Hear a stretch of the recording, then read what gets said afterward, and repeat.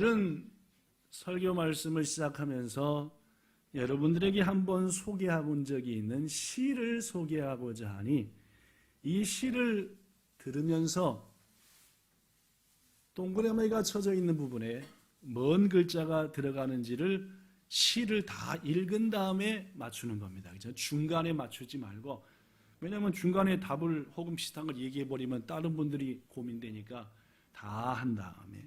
자, 시를 읽습니다. 마음이 꽃같이 순한 사람의 이것도, 죄를 많이 지은 사람의 이것도, 어린아이의 요것도, 어른의 요것도, 다 똑같은 단어입니다. 두 글자겠죠. 피부가 하얀 사람의 이것도, 까만 사람의 이것도, 여자의 이것도, 남자의 이것도, 기쁨의 이것도, 눈물의 이것도 똑같이 맑고 깨끗하다. 대충 뭔지 아시겠죠? 물론입니다. 눈물입니다. 그렇죠? 눈물. 다시 한번 읽어볼게요. 그죠? 맨 앞에서부터. 자, 읽어볼까요? 시작. 마음이 꽃같이 순한 사람의 눈물도, 죄를 많이 지은 사람의 눈물도, 어린아이의 눈물도, 어른의 눈물도, 백인의 눈물도, 흑인의 눈물도, 여자의 눈물도, 남자의 눈물도, 기쁨의 눈물도, 슬픔의 눈물도 똑같이 맑고 깨끗하다. 다시 한번 시작. 안 나왔습니까? 이제 곧 나올 겁니다. 이것도 아니네. 예, 제가 읽고 말죠. 온 인류를 하나로 묶고 기쁨과 슬픔 한 대에 묶어주시려고 하나님께서는 모든 사람에게 눈물이라는 예쁜 고리, 그렇죠? 주셨나 보다. 그렇죠? 우리 사람은 누군가 울면은 같이 뭐예요? 네, 같이 울고 마음이 아픕니다. 그렇죠? 기뻐서든 슬퍼서든 울면은 같이 눈물이 흘려지고, 요새 TV에서 가장 많이 나오는 게 우크라이나에서 어려움을 당하는 자식을 잃고 가족을 잃은 사람들의 눈물을 흘리는 것을 막 보면은 같이 우리도 안타깝고 빨리 저 전쟁이 끝내야 될 텐데 라는 마음을 갖습니다. 오늘은 여러분에게 가끔 전하는 눈물에 대한 말씀을 전하고자 합니다. 사랑하는 여러분, 이 말씀을 전함에 있어서 한 가지 꼭 기억해야 될 것은, 우리가 가진 모든 것들을 하나님께서 지으셨듯이 우리의 마음과 눈에서 나는 눈물도 하나님이 지으신 것을 잊어서는 안 됩니다. 우리에게 눈물을 주신 분은 누구시다? 하나님이시다. 그렇죠? 동물들도 우는 경우가 많이 있지만은 인간의 눈물만치 진실되고 뜨거운 눈물은 없습니다. 그렇죠? 더구나 눈물이라고 하는 것은 오늘 말씀을 쭉 보면은 하나님께서 주시는 은혜의 선물이기도 합니다. 우리에게 말하면 눈물을 기뻐서든 슬퍼서든 안타까워서든 쭉 흘리고 나면 어떻게 돼요? 우리의 마음이 시원하고 후련해지는 거죠. 더구나 말입니다. 눈물 흘리는 분들에게 주시는 하나님의 은혜는 참 놀랍습니다. 오늘 소개하겠지만, 고로 오늘 눈물의 은혜를 아시고 그 눈물의 은혜를 듬뿍 받으시는 여러분과 저가 되기를 축복합니다. 오늘 본문에도 유명한 눈물에 대한 얘기가 나오죠. 오늘 본문을 기록한 저자는 여러분이 아시는 대로 다윗입니다. 언제 기록했을까요? 읽어보죠. 성경 보죠. 성경 56편 1절보다 그 더 위에 써졌죠? 자, 앞에 스크린에 없습니다. 성경에 밖에 없습니다. 읽어보죠. 56편 다윗의 믹담. 시작.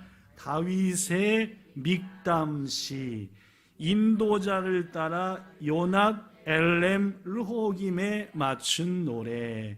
다윗이 가드에서 블레셋인에게 잡힌 때에, 즉 언제 썼다라는 얘기가 나오는데, 다윗이 블레셋에서 그 사람들한테 꽉 잡혀 있을 때 쓴 것이다. BC 1020년경이니까 약 3000년 전 얘기입니다. 근데 이 제목에 보니까 요낫 엘렘 르호김이라는 말이 나오죠. 조금 어려운 말인데 우리말로 바꾸면 먼 곳에 있는 말 없는 비둘기란 뜻입니다. 비둘기가 자기의 둥지를 떠나 먼 곳까지 갔어요. 보다 보니까 자기 도나리에는 아는 사람 하나 없고 내 편 들어줄 사람 하나도 없어요. 외로워요? 안 외로워요? 그렇죠. 오다 보니까 여기까지 왔는데 내 주위에는 아무도 없고 내 편 들을 사람 없어요. 내가 말하고 싶어요. 나 힘들어요. 나랑 말할 때가 있어요? 없어요? 없어요. 바로 요낫 엘렘 르호김은 먼 곳에 가서 있는 홀로 있는 비둘기인데 누구한테 말할 것도 없이 외롭고 두렵고 딱 누구 처지입니까? 다윗이요. 이 시편을 기록할 때 다윗의 처지가 딱 그랬다라는 말입니다. 그럼 어땠길래 그랬느냐? 여러분도 잘 아시다시피 다윗은 10대 후반의 나이에 나라를 위해서 목숨을 건 적이 있습니다. 뭐지요? 아빠의 심부름으로 전쟁터에 간 거예요. 요새로 말하면은 우크라이나의 어떤 아빠가 저 키예프에 좀 갔다 와봐. 너 군대 간 형 잘 있는지 러시아랑 다따까이 하고 있는지 심부름 갔잖아요. 가서 딱 보니까 우리나라인 이스라엘은 바들바들 떨고 있고 우리를 공격해온 저쪽 블레셋은 와 힘내고 있는 거예요. 이유가 뭐였습니까? 아이 때에 골리앗이라고 하는 엄청난 장군이 시도 때도 없이 나와가지고 야 이스라엘 못된 놈들 나랑 덤벼봐라 누구든지 나랑 싸우자. 여러분도 아시다시피 이때 목숨을 걸고 골리앗을 향해서 나갔던 사람이 누굽니까? 다 용감했죠. 20살도 안 됐을 때의 다윗이었습니다. 가서 우리는 알다시피 다윗이 골리앗을 이겼습니다. 죽였죠. 그러면은 우리가 생각할 때에 이야 젊은 애가 나라를 위해서 목숨까지 걸어 나라를 풍전등화 즉 바람 앞에 등불 같은 데서 구해냈으니까 이제부터는 그의 길이 창창대로다 라고 생각할 텐데 그때부터 다윗의 길은 꼬였습니다. 왜 꼬이게 되느냐? 그 꼬이는 데에 첫 번째가 바로 당시 이스라엘의 왕이었던 사울 왕이었어요. 이 사울 왕 속에 뭐가 생겼어요? 질투요. 약기무침. 저 조그만 놈 다윗이 나도 하지 못한 골리앗을 이기다니. 만약 이 나라 백성들이 나를 몰아내고 저 다윗을 왕으로 세우면 어찌할꼬? 왕의 제목이 돼요, 못 돼요? 그렇죠. 좀 마음이 넓어서 그런 자들을 신하로 두면서 잘하면 될 텐데 아니 나이 많은 이 사울 왕이 이제 20살도 안 된 애한테 그냥 질투 마음을 느껴가지고 저놈을 안 죽이면은 내 자리를 뺏기고 내 아들의 자리를 뺏기겠다 해가지고 그때부터 다윗을 죽이려고 합니다. 우리가 아는 것처럼 다윗은 그때부터 도망자의 삶을 살게 되죠. 여러분 이스라엘 땅이 우리나라 강원도보다 조금 크니까 절대 큰 땅이 아닙니다. 그런데 몇 번 이 얘기 나올 때마다 얘기하지만은 이 사울 왕은 3,000명의 정예군, 싸움을 아주 제대로 배운 이들을 끌고 뭐 하려는 거예요? 죽이려고. 지금 러시아에서 전쟁을 일으켜놓고 가장 러시아 대통령이 하고 싶은 게 뭐예요? 제렌스키 누굽니까? 그렇죠. 우크라이나에 뭐 해야 되겠다? 특수부대를 몇 번 보냈대요. 그때마다 아슬아슬하게 뭐 했대요? 죽음을 피했대잖아요. 그렇죠? 뭐 뉴스에서 나오는 거니까 우리가 아는 바입니다. 그렇죠? 제렌스키라는 우크라이나 대통령이 피난도 안 가고 수도를 지키면서 국민들이여 나는 어디 있습니다? 여기 있습니다. 자, 우리 좀 더 힘내서 이 나라 지키자 하니까 우크라이나 사람들은 그렇지 않아도 나라를 위해서 목숨을 거는 것을 기뻐하는 사람들이던데 더 하나가 돼서 그러니까 전쟁이 점점 어려워지는 것 같아요. 힘은 없는데 하나가 되고 힘은 있는 것들은 계속 공격하니까 아주 빨리 이 전쟁이 끝이 나요. 더구나 우크라이나에는 예수 믿는 사람이 무지하게 많습니다. 오랫동안 신앙을 가진 나라에서 우리나라보다도 훨씬 오래전부터 신앙을 가진 나라에서 여러분과 우리의 기도가 필요한 때입니다. 여하튼 이 푸틴이 누구를 죽이려고 막 특공대를 보내는 것처럼 이 당시 왕이 직접 다윗을 죽이려고 하니까 다윗 입장에서는 도망댕기다 10년 넘어 도망댕기다가 야 내가 더 이상 사울왕을 도망댕기다가는 잡힐 날이 눈앞이겠다. 사울왕이 못 쫓아올 곳으로 뭐하자? 도망가자 해서 자기가 죽인 골리앗 장수의 나라인 블레셋으로 도망가 버려요. 왜냐? 당시 사울왕의 군사가 아무리 힘이 있어도 블레셋까지 전쟁 걸기는 어려우니까 블레셋으로 도망가자 해서 도망가 버려요. 그런 도망가서 그가 있던 곳이 블레셋의 가드라고 하는 지역의 왕 아기스였습니다. 여기는 우리말로 하면 지방자치제라. 블레셋은 당시에 블레셋이라는 나라가 있고 거기에 5개 지역이 있었어요. 5마다 다 오사마가 있었습니다. 그래서 그 5 중에서 가장 힘이 센 가드라는 곳에 이름이 뭐래요? 아기스. 벌써 골리앗을 죽인 지 몇 년쯤 지났다고요? 10여 년 이상 지났으니까 다윗도 요만했다가 어떻게 됐겠어요? 요만해졌겠죠. 그죠? 그죠? 10대의 소년이었다가 이제 뭐가 됐어요? 20대 후반에 총각 청년이 된 거죠. 설마 나를 뭐 하겠지? 못 알아보지 누가? 박 집사님 못 알아보네. 모르는 게 아니라 못 알아보겠지. 이거 딱한데 이거 웬걸? 눈썰미가 좋은 아기스의 신하들이 보자마자 누군지 알아본 거예요. 저놈 다윗이 아닙니다. 우리의 장군 누구를 죽인? 골리앗을 죽인 저런 철천지. 사무엘상 21장 11절 여기 써진 걸로 요놈은 우리 골리앗 장군을 죽인 누구 아닙니까? 이스라엘의 무리들이 그때 10년 몇 년 전에 춤을 추며 이 사람을 칭찬하기를 왕 사울이 죽인 자는 몇이요? 이 다윗이 죽인 자는 몇? 만만이나 했던 그놈 다윗이 우리 입으로 싹 들어왔습니다. 뭐 하기만 돼요?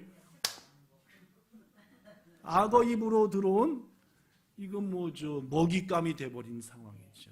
이 말을 듣는 순간 누구보다 바들바들 떨었던 건 누구겠습니까? 다윗이죠. 내가 아무리 사울왕이 두려워도 어떻게 이 블레셋까지 도망쳐올 생각을 했던 거. 이런 멍청이 바보 하면서 막 후회에 막급이며 내가 어쩌자고 아무리 다급해도 일로 왔던 거.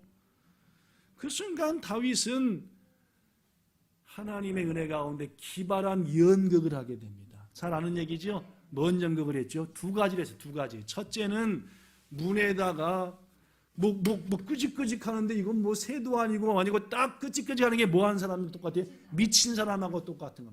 더구나 침을 갑자기 침이 뚝 수염에 묻어서 뚝뚝 떨어졌다라고. 그래서 수염 안 깎으면 20대 후반도 수염이 안 깎으면 우린 다 깎고 면도하니까 그랬지. 다윗은 블레셋 왕과 신하들이 지켜보는 앞에서 미친 사람처럼 행동을 했지요. 사랑하는 성도 여러분, 아무리 다급하고 아무리 힘들어도 그리스도인들은 갈 자리가 있고 가면은 안 될 자리가 있는 겁니다. 그죠? 코로나 때문에 아무리 힘들고 내가 아무리 다급해도 가서 만나서 도와달라 할 사람이 있는 거고 절대 거긴 안 가야 될 사람도 있는데 안타깝게도 오늘 다윗은 가면 안 될 곳에 가니까 망신을 당하는 거죠. 부끄러움을 당하는 거죠. 그러나 다윗에게는 하나님의 긍휼이 있는 줄로 믿습니다. 그래가지고 이런 미친 짓을 하니까 아기스 왕이 이렇게 보니까 필시 뭐하지 않고서는 지가 미치지 않고서는 골리앗을 죽인 이 나라에 올 리가 있어요 없어요? 그렇죠. 왕도 신하도 이놈이 미치지 않고서는 아무리 10년 넘어 지났다고 해서 우리나라까지 도망해 올 일이 없는데 약발이 해는 짓을 보니까 딱 뭐 한 거예요? 그렇죠. 하나님께서 약간 그들의 눈에 비닐을 한 거죠. 그러니까 상식적으로만 생각해도 네가 절대 우리나라까지 도망올 거야 하니까 미쳤든지 네가 실성을 한 건데 네 하는 짓을 보니까 약발이 미쳤네 해가지고 뭐라고 말합니까? 사무엘상 21장 14절 15절 야들아 신하들아 너희도 보는 것처럼 이 다윗이 뭐다? 어찌 이런 미친놈을 데리고 왔냐 나한테. 우리나라에도 그래도 미친 것들이 많아서 내가 골치 아픈데 더 미친 걸 데리고 왔냐. 당장 뭐해라? 쫓아내거라. 다윗은 하나님의 은혜 속에서 간신히 죽음의 자리에서 도망쳐 나왔습니다. 저놈 골리앗을 죽인 놈이고 이스라엘의 장수니까 죽여라 했으면 꼼짝없이 혼자 뭐 방법이 없는 건데 그리고 그날 밤 안타까운 마음으로 회개하면서 울면서 쓴 시가 뭐래요? 이거예요. 그러니까 시편 56편을 읽어보면은 우리의 마음이 다윗의 마음 이해가 될 것 같아요? 안 될 것 같아요? 시간이 있으면 1절부터 딱 읽어볼 텐데 오늘 꼭 읽어보십시오. 집에 가시면서 다윗이 그런 가운데 쓴 시 기도문이구나. 그렇구나. 그러면 한 단어 한 단어가 이해가 됩니다. 이런 상황에서 썼구나. 자, 본문 1절과 2절을 한번 봐보죠. 1절 시작. 하나님이여 내게 은혜를 베푸소서. 사람이 나를 삼키려고 종일 치며 압제. 그렇죠? 내 인생 돌아보니까 맨날 같이 사람들지. 나는 한 것이 양치다가 아빠 심부름 가서 골리앗 만나서 성령의 인도함대로 싸워 이긴 것밖에 없는데 그때부터 십몇 년 동안 맨날 같이 주위에서 날 뭐 할 사람만 때리지 죽이려고 하지. 사춘기 좀 지나서부터 시작해서 피 끓는 청년의 나이 10년 넘도록 다윗은 얼마나 고통스럽겠습니까? 제렌스키 우크라이나 대통령이 있겠지만은 사실 얼마나 두렵겠습니까? 특공대를 보내서 몇 번 죽이려고 했는데 간신히 살았대는데, 그죠? 그렇게 용감하게 국민들 앞에 나오지만 실은 죽음이 바로 눈앞에 왔다 갔다 왔다 갔다. 전쟁 날 때부터 그랬잖아요. 그 대통령은 푸틴이 우리 우크라이나에서 가장 최고로 먼저 노리는 게 누구다? 납니다. 나 아는 게 다윗도 마찬가지. 하나님, 내가 오죽했으면 여기까지 도망쳐 왔겠습니다. 이어서 2절에 보니까 시작. 내 원수가 종일 나를 삼키려 하며 나를 교만하게 치는 자들이 많습니다. 뭐 이스라엘 땅에도 왼수들, 여기 와도 왼수들, 여기 와도 날 죽이려 하는 자들. 말 그대로 멀리 외톨이로 둥지 떠난 뭐와 똑같다? 비둘기 한 마리랑 똑같이 누구 하나 말을 걸 때도 없고 누구 하나 도움 구할 때도 없고 막 고통스러운 것도 그렇습니다. 여러분, 우리 인생이 그렇죠. 엄마가 도와주고 아버지가 도와주고 친구가 도와주지만은 결정적인 순간에 누가 해야 돼요? 그래서 내가 해야 됩니다. 갑작스럽게 뭔 일이 푹 떨어지고 자식 문제가 뻑 발생하고 남편이 아내가 뻑 둘러버리고 나에게 갑자기 병이 확 찾아오고 여러 가지, 더구나 이 코로나 시대에는 너무너무 어려운 문제들이 찾아왔고 견뎌내고 있는 중이 아닙니까? 결정적인 순간에 누군가한테 도움을 받으면 좋겠는데 다윗을 보니까 주여 아무것도, 심지어 내 속을 말 털어놓을 그 누구 하나 없는 이른바 고립무원이라. 그 누구 하나 옆에 없고 그 누구 하나 날 도와줄 사람이 없는, 바로 이 순간 다윗은 어디를 바라봤습니까? 이게 중요한 거예요. 왜 이런 다윗 얘기가 성경에 써져 있느냐? 여러분과 저도 이런 상황이 오면은 누구를 바라봐라? 먼 한탄하지 말고, 신세 한탄하지 말고, 왜 이 사람을 만났던 거, 저놈의 자식들 내가 낳고 미역, 아이고 키웠네요, 이러지 말고 누굴 바라보라? 하나님. 다윗은 이 순간에, 이 곤고한 순간에 하나님을 바라보고, 하나님. 그러니까 뭐밖에 안 나와요? 눈물과 기도와 하나님 바라보니까 뭐 눈물이 줄줄줄줄줄. 한참 눈물을 흘리다가 다윗이 하나님께 말합니다. 오늘 본문 8절. 나의 유리함을 주께서 계수하셨사오니. 일본어 성경에는 나의 탄식, 다른 성경에는 나의 고통을, 내가 이제까지 당한 모든 어려움을 주님이 다 뭐고 하겠다? 세고 계시다. 즉 나는 내 괴로움을 좀 잊어버렸더라도 주님은 나의 모든 괴로움을 전부 다 알고 계시오. 나의 눈물을 누구 병에 담으소서? 주의.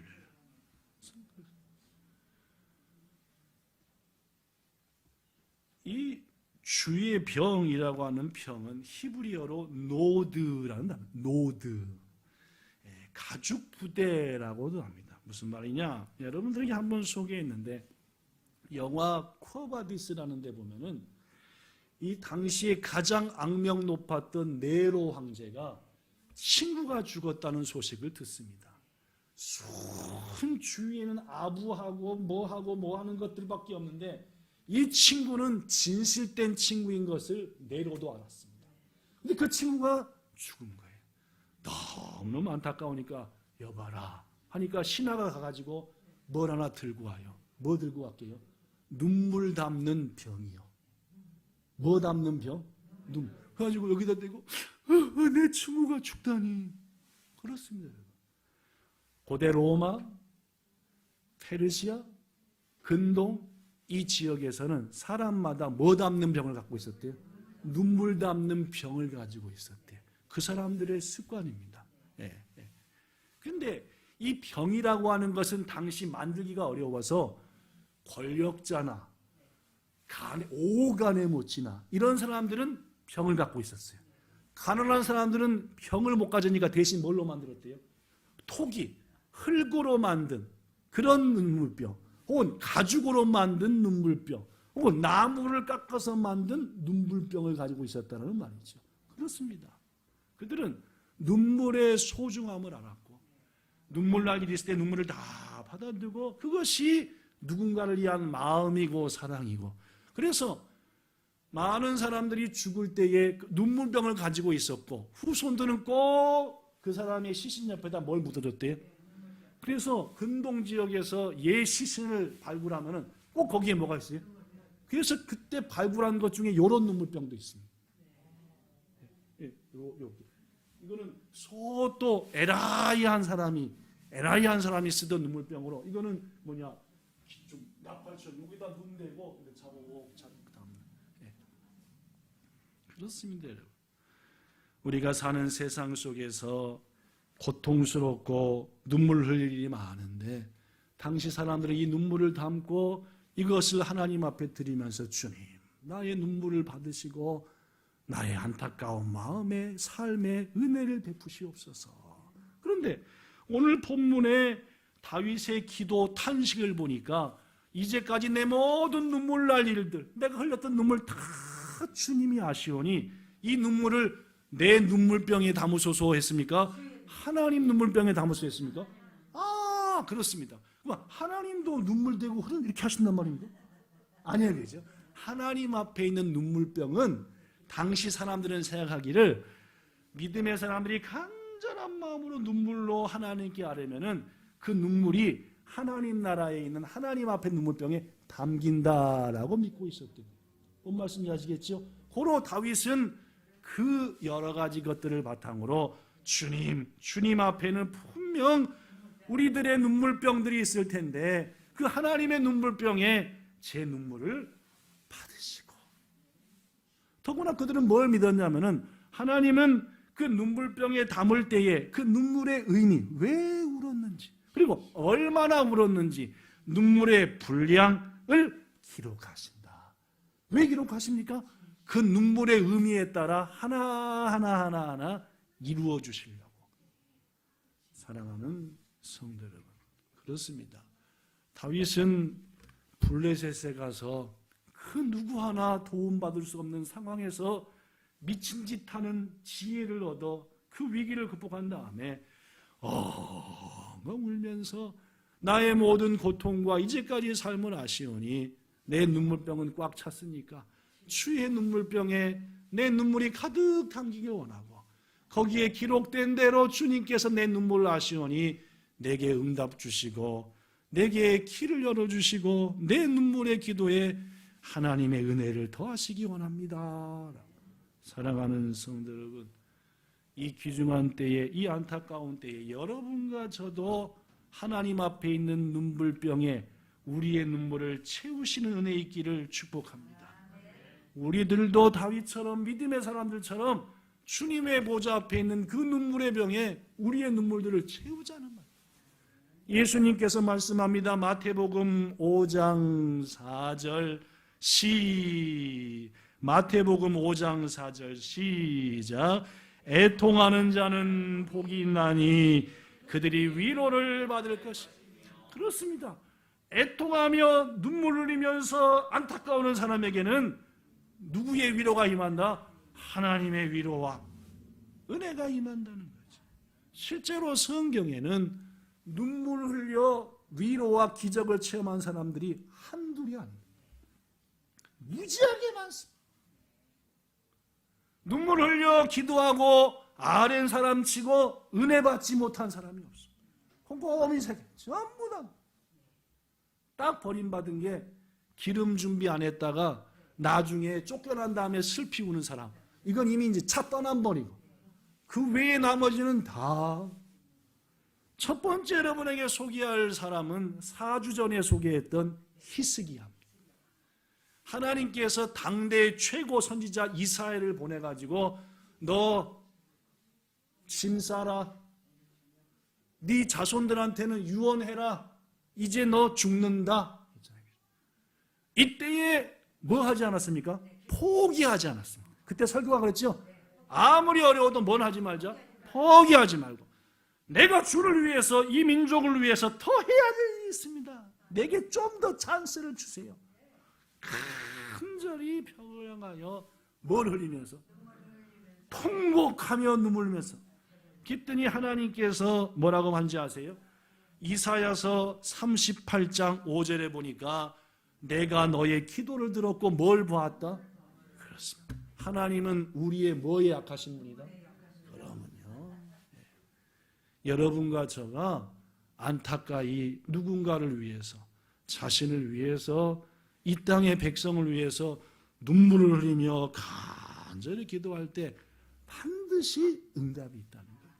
그래서 오늘 본문에 보니까 내가 네 눈물을 보았노라 해서 목숨도 연장, 아수르로부터도 승리, 지키고자 하는 나라도 보호.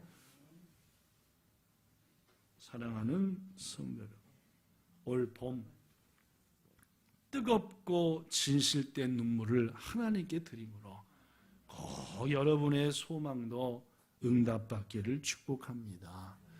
두 번째, 구약만 그런 게, 구약에도 뭐 이 외에도 눈물을 흘려 응답받은 사람이 수없이 많습니다. 하갈도 사라한테 쫓겨나가지고 울다가 응답을 받는 거죠. 뭐 한두 사람이 아니죠. 한나도 울다가 자식을 주는 응답, 뭐 한둘이 아니야. 자, 신약도 마찬가지. 한 바리새인이 예수님의 식사 초대를 했습니다. 우리 집 오셔서 밥 좀 잡수세요라고 식사 초대. 그래서 예수님께서 이 바리새인의 초청에 응했느냐 응하지 않았느냐? 응했습니다. 그럼 이 바리새인이 좋은 사람이었느냐? 누가복음에 보면 이 바리새인의 이름이 나오는데 시몬입니다. 누구랑 똑같아요? 베드로랑 이름이 똑같은 얘기죠. 시몬이라는 이름이 많습니다. 시몬이라고 하는 바리새인. 더구나 이 바리새인은 예수님을 존경하고 사랑해서 한 게 아니라 뭐 꼬투리 잡을 거 없을까? 뭔가 좀 자기 잘 산다는 거 좀 자랑 좀 하려고 뭐 등등 좀 좋지 못한 목적으로 예수님과 제자들을 식사 초대했지요. 딱 초대함을 받아 식사 준비가 이루어지는데 그 동네에 사는 한 여인이 그 집으로 들어온 겁니다. 그러더니 뭐요? 멋진 그릇에 담은 향유를 예수님의 발에다 드리고 또 눈물을 막 흘리면서 요걸 보고 바리새인 시몬이 속으로 생각했습니다. 요 예수가 진짜로 선지자였으면은 이 여자가 얼마나 못된 여자요 막대 먹은 여자인지를 알고 그만둬라 했을 텐데 역시 아무것도 모르고 그냥 병에 이거 눈물 흘리는 거 보니까 역시 예수는 가짜백이다 라고 혼자 속으로 예수님을 뭐하고 있었어요? 한참 욕하고 있는데 예수님께서 이 시몬한테 이렇게 얘기했습니다. 본문이 아니라 누가복음 7장 44절. 그 여자를 돌아보시며 시몬에게 이르시되, 즉 예수님의 눈은 시몬한테입니까? 여전히 여인한테입니까? 그렇죠. 지금 예수님의 마음이 어디 있는지 아시겠죠? 여인에게 있으면서 이 여자를 보냐? 내가 네 집에 들어올 때 너는 내게 뭐도 안 줬다? 이스라엘 사람들은 꼭 식사하기 전에 뭐와 뭘 씻어요? 발은 못 씻더라도 뭐는 꼭 씻어요? 손을 씻어요. 다이지나 한 옥약상을 초대했으면 뭐도 해요? 물도 주는데 발도 씻습니다. 그죠? 손과 발을 씻는. 예수님도 보니까 최후의 만찬에 발도 씻고 손도 씻고 할 때 제자들이 서로 눈치만 쳐다보고, 왜 눈치만 쳐다봐요? 네가 높다 내가 높다 예수님의 나라고 내가 하니까 아무도 안 하니까 예수님이 내가 시켜줄게 해가지고, 그렇죠? 이런 다이지나한 일에는 발도. 근데 니는 나를 밥 초대하면서 발 씻을 물도 안 주니까 나를 뭔 취급했다? 이거 완전 핫바지 취급한 거죠, 그죠? 그랬는데 보니까 이 여자는 시작. 이 여자는 눈물로 내 발을 적시고 그 머리털로 닦았다. 여러분, 눈물로 먼저 했어요? 향유를 먼저 뿌렸어요? 향유를 했는데 예수님은 향유보다 뭐가 더 다이지한 거예요? 그렇죠. 우리가 생각할 때 뭐가 더? 그 비싼 향유를. 그런데 예수님의 눈에 뭐가 먼저 보이세요? 그 여인의 눈물이 보이는 거죠. 그래서 나중에 향유에 대한 얘기도 했지만은 먼저 예수님이 언급한 것은 여인의 눈물이었습니다.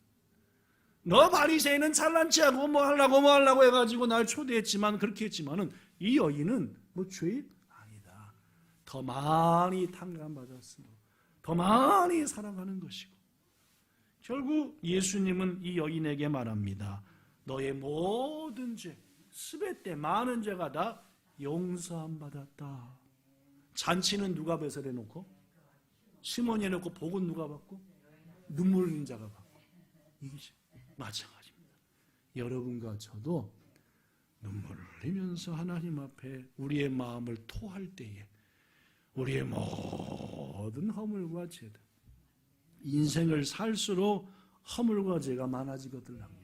저도 기도하다 보면 어쩔 때 주님 그때도 그렇게 이제까지 수없이 하나님 앞에 잘못을 구했지만 꼭 또 생각나는 게 또 있어요.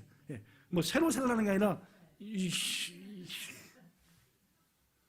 진실된 마음으로 눈물로 기도할 때 하나님께서는 그 모든 눈물의 회개를 응답해 주시고 용서하신다. 그뿐만이 아닙니다. 예수님은 눈물의 사람이었습니다. 아시다시피 예수님은 성경 곳곳에 우시는 장면이 몇 번이나 등장합니다. 나사로가 죽었을 때도 요한복음 11장 35절에 보니까 눈물을 흘리시더라. 히브리서 5장 7절에도 보니까 그가 육체로 계실 때에, 즉 이 세상에 계셨을 때 자기를 죽음에서 능히 구원하실 분에게 심한 통곡과 눈물과 간구와 소원을 올렸다. 예수님은 새벽마다 기도하는 곳에 가셔서 그 불쌍한 영혼들을 위해서 아침마다 눈물을 흘리시고, 겟세마네 동산에서도 제자들을 위하여 또 눈물을 흘리시고 눈물을 흘리시고, 이게 하나님이신 예수님이, 우리의 주인이신 예수님이 여러분과 저한테 보여준 본이라는 거지요. 성도는 뭘 흘려야 된다? 눈물을 흘려야 된다는 겁니다. 그래서 예수님께서 말합니다. 여인들아, 누가복음 23장 38절, 나를 위해서 울지 말고 너 자신과 누굴 위해서 울라? 너희 자녀들을 위해서 울라. 날 위해 우는 것은 됐다. 무엇보다 너 자신은 믿음 없음, 너 자신이 하나님 앞에 온전치 못함을 위해서 울고 더 연약한 네 자녀들을 위해서 울으라. 올 봄 자녀들을 위해서, 자신을 위해서 하나님 앞에 더욱더 눈물을 흘리사 주님이 눈물 흘린 자에게 주시는 은혜와 응답을 꼭 누리시기를 예수님 이름으로 축복합니다. 결론의 말씀을 드립니다. 촉촉한 습기가 없는 곳에 새 생명의 싹이 나는 것이 너무 어렵듯이, 촉촉한 주님 앞에 눈물이 없는 곳에는 은혜를 기대하기가 어려운 겁니다. 여러분, 우리의 마음과 눈이 주님을 향해 촉촉히 젖어 있을 때에 거기에는 응답도 임하고 새싹도 임하는 줄로 믿습니다. 하나님께 드리는 눈물은 응답이 있습니다. 왜냐하면 눈물은 여기 써진 것처럼 하나님의 마음을 움직이게 하는 큰 능력이 있기 때문에 그렇습니다. 그 눈물을 주신 분이 하나님이십니다. 올봄 하나님 앞에서 꼭 우십시오. 특히 사순절, 아까 우리 집사님도 사순절 두 번째 주일을 보내고 있다고 하는데 다시칸이 그렇습니다. 지지난주 수요일부터 2022년도에 사순절이 시작되어서 올해 고난주간 부활주일까지는 이제 4월 중순까지 급하게 한 달 동안 달려가게 됩니다. 이 사순절 기간 동안 일주일에 한 번씩은 아침이든 점심이든 저녁이든 나오셔서 저는 꼭 하나님 앞에 눈물을 우리 성도들이 흘려야 한다고 믿습니다. 뭘 위해서 흘리느냐? 10번까지 항목을 정해봤습니다. 자, 1번, 일본 열도에 사는, 이 땅에 사는 사람들이 회개하여 돌이켜 하나님의 자녀가 되도록 눈물을 흘려야 합니다. 하나님, 지난주에 얘기했습니다. 회개는 어디 가는데 너무너무 중요한 것이다. 천국 가는데 너무너무, 회개가 뭔지 얘기했습니다. 그죠? 용서해 주세요가 아니라 했습니다. 그죠? 내 삶의 방향을 완전히 바꾸는 것. 둘째, 우리 속에 남은 상처의 치유를 위해서 눈물을 흘려요. 사람들은 전부 다 상처를 하고. 세 번째, 코로나 등으로 인해서 힘들고 어려운 세상 힘껏 살아갈 지혜를 구하면서 눈물을 흘리시고, 넷째, 얽히고 설킨 복잡한 사람과의 관계 회복을 위해서, 그리고 다섯 번째, 몸과 마음이 병든 부모, 형제, 가족을 위해서, 예수님 알지 못하는, 여섯 번째로는 믿음이 약한 자녀들에게 큰 믿음 주시려고, 일곱 번째는 교회와 가정에서의 우리가 맡은 사명을 위해서, 여덟 번째는 섬기는 일터와 직장을 위해서, 아홉 번째는 교회의 부흥과 맡은 사명을 위해서, 열 번째는 연약한 자기 자신을 위해서 울어야 되지 않겠냐는 말. 올해도 여러 성도들이 연초에 혹은 연말에 2022년도 새 기도 제목을 저에게 주셨습니다. 그 내용들을 보면 얼마나 눈물 나는 일들이 많은지 모릅니다. 이 사순절 기간 동안 여러분이 내신 그 기도의 제목들을 위해서 저랑 같이 울어야 되는 거 아니겠습니까? 꼭 일주일에 한 번이라도 주님 전에서 안타까운 마음으로 우사.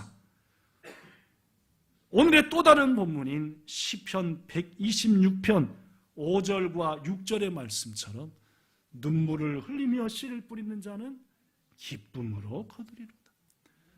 울며 씨를 뿌리러 나가는 자는 반드시 기쁨으로 그 탄을 가지고 돌아온다 했으니 올 봄 여러분과 우리의 눈물이 하나님 전에 있는 눈물병에 가득 채워져 그 눈물을 보시고 아름다운 응답의 열매들이 여러분에게 맺혀서 올 한 해 안타까운 눈물이 감격의 눈물로 바꿔가는 은총을 꼭 누리시기를 우리 주 예수님 이름으로 축복합니다. 기도하겠습니다.